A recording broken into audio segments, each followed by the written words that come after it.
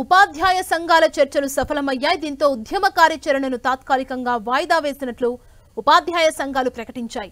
టీచర్లకు సంబంధించిన మొత్తం 12 అంశాలకు ప్రభుత్వం అంగీకరించింది. ఎస్జీటీలకు మాన్యువల్ పద్ధతిలో బదిలీలకు ఓకే చెప్పింది. ప్రస్తుత బదిలీల్లో బ్లాకింగ్ ఉండదని తెలిపింది. మరోవైపు పెండింగ్ అంశాలపై విద్యాశాఖ మంత్రితో చర్చించిన తర్వాత నిర్ణయం తీసుకోనున్నారు. మళ్ళీ సెక్రటరీ గారి దగ్గరికి ఇక్కడ వచ్చి జరిపినటువంటి చర్చల మీదట అన్ని ఉపాధ్యాయ సంఘాలు కూడా ఏకాభిప్రాయంతో వారు చెప్పినటువంటి విషయాలన్నిటి కూడా మేము ఒప్పుకోవడం జరిగింది.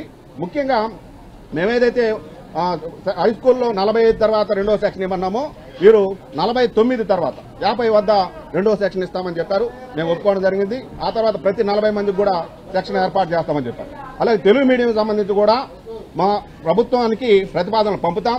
మీకు త్వరలోనే విద్యాశాఖ మంత్రి గారితో ఒక సమావేశాన్ని ఏర్పాటు చేసి దాని మీద కూడా ముందుకు వెళ్తామనేటటువంటి విషయాన్ని కూడా వారు చెప్పడం జరిగింది.